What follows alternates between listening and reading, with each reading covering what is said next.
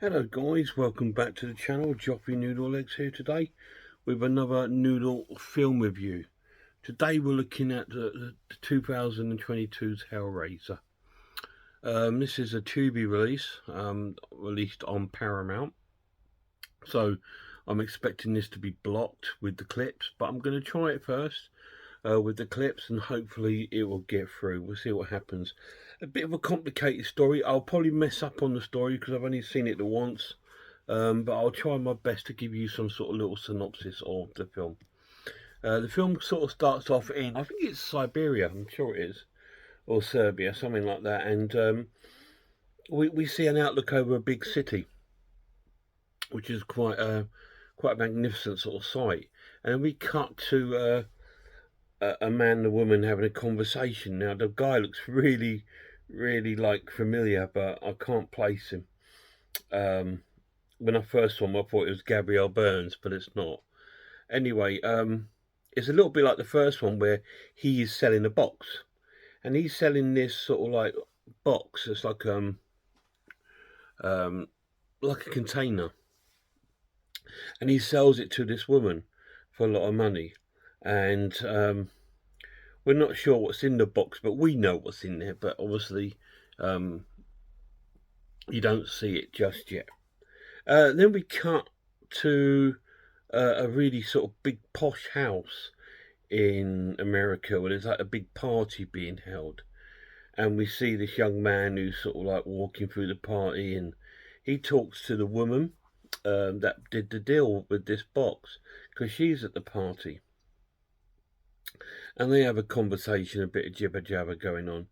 Anyway, you see him sort of walking through the party and seeing all the different people there and all the different things going on. And then he enters this room, like a hallway room, where there's like these displays of like individual sort of rare, sort of occult sort of items, like treasures from around the world, ancient things. And right in the middle of the room is our box, our Hellraiser box. But this time it's already in a stage of being opened. I think it has about 6 or 7 stages. The box to sort of like of the puzzle box to be opened for its full sort of glory, if you like, to happen. And this is at one of the stages of the box, and it's opened to like a long sort of like square shape. Anyway, he goes towards it and picks it up and has a look at it, and then he's interrupted by the owner of the house and of the actual box, and he starts talking to him about the box and asking what it is, and he says it's a puzzle. And he goes to put it back down, the young lad, and goes, no, you can have a go, you can hold it. And the young lad says, well, what happens if I solve it? Do I win a prize? And the other guy says, no, I do. Okay, so anyway, the young lad starts fiddling around with the puzzle box and solves the next stage. And as he does it, from inside one of the boxes, a sharp blade comes out and cuts him in the hand here. And he starts bleeding. Now, anyone that's cut by this box is going to have a bad day. Anyway, so he then starts getting sort of like all sort of dizzy and falling all over the place. And then the usual Hellraiser thing, we see the long hooks on chains start going towards him and hooking him. And they hook him into hanging from the floor while the other guy is still like holding the box. And then it sort of cuts from this to supposedly 6 years later, and we see a young girl and a guy. She's like the main sort of character in the film, and she's staying with her brother and his partner and their friend. So there's 5 of them in this house, and they're having a little chat, and she introduces her boyfriend to her brother and her brother's boyfriend and that. Anyway, he leaves, and then the brother has a bit of an argument with the girl, saying he doesn't like him. Something. Well, you've only just met him, you don't know him. But anyway, they go, she doesn't like him, don't think it's good for him, and I'm just looking out for you and all this sort of thing. And, you know, I'm your big brother. That kind of thing sort of goes on. And then we cut to the girl at her boyfriend's house or apartment, and he's telling her about this warehouse where there's like inside there's a container, like, you know, a big sort of like storage container, and no one ever goes there. And they, you know, obviously for money and stuff like that. I think they've both got like issues around drugs, I think. Um, so I think they like the tablets and stuff like this.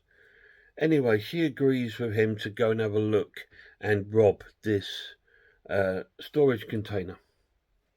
So they go to this warehouse at night, and they break into the place. They climb over the barriers and head towards this sort of like warehouse.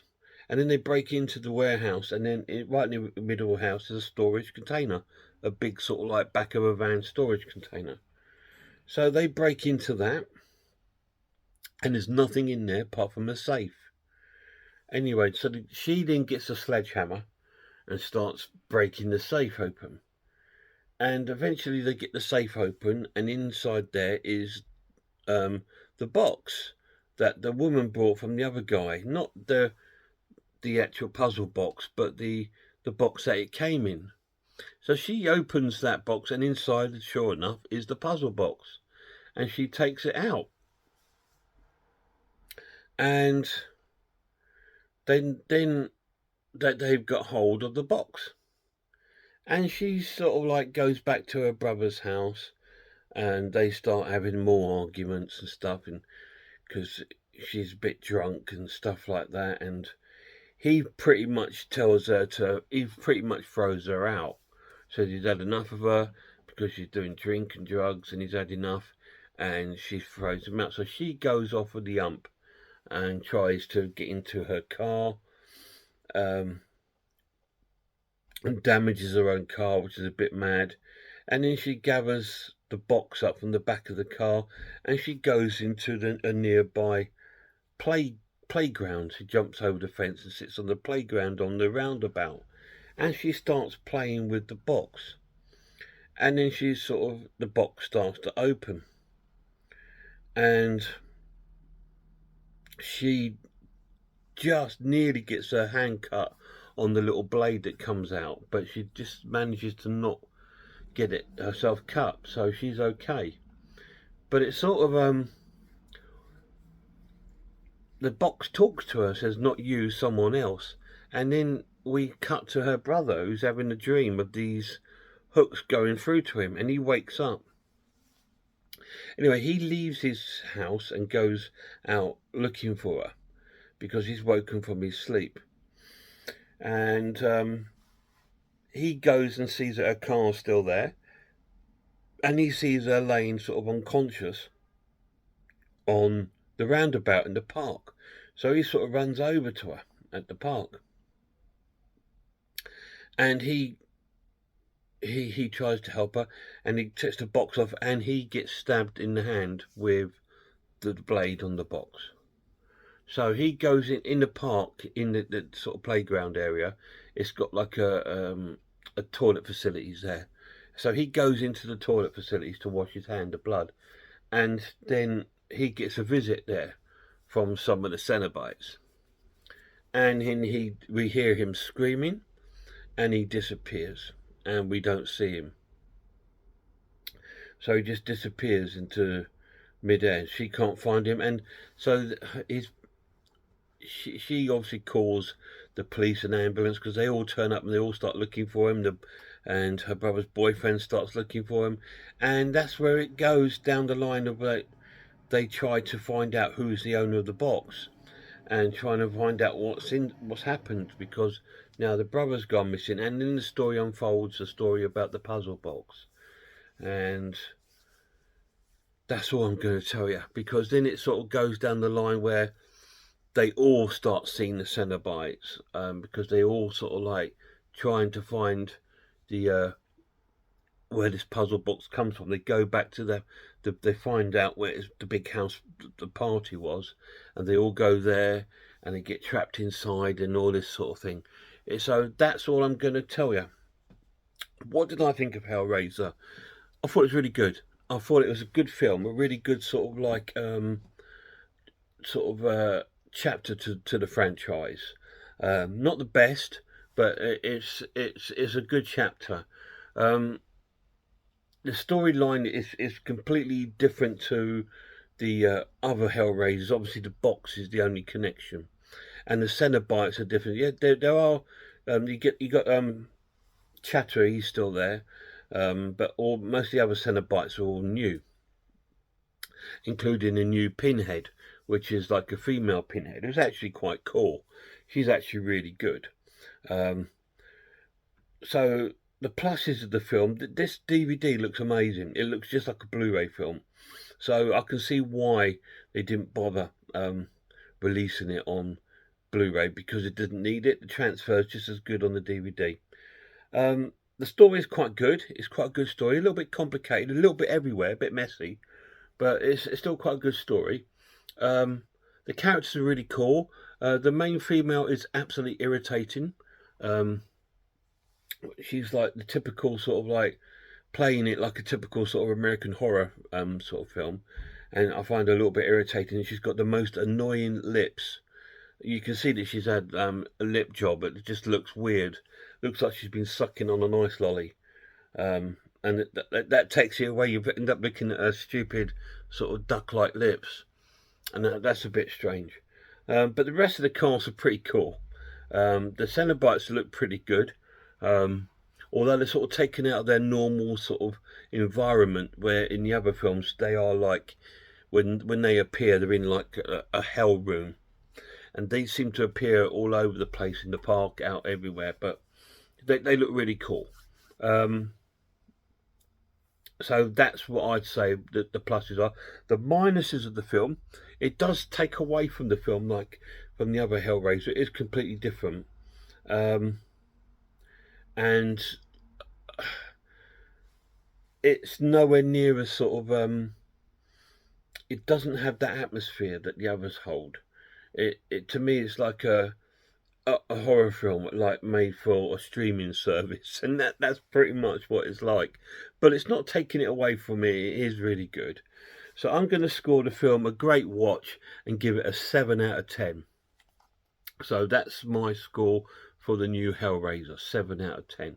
It's really, really cool. Any of you guys seen it? If you have, let me know down below what you thought of it. I know my lad Lemondord really enjoyed it. He really, really enjoyed the film. He's a huge Hellraiser fan, so it's his favourite horror franchise. So I'm not surprised he liked it, because it's got like the box, it's got like Cenobites, you know, and so it's got all the ingredients like your Hellraiser fan loves, and it has got its own unique story. So that is really, really cool. I'm going to give it a 7 out of 10. Guys, till my next video, please check out some other channels: Horror Hands, Horror Geek, The Man v Film, RS Designs, Pizzowell, I am the Ice Lord, Grumpy Andrew's Haunted House, The Horror Geek, if I've not said it, Cat Watches Horror Movies, Sarah of Horror. All great channels, guys. Until next time, look after yourselves, look after one another, and I really hope I'll see you all soon.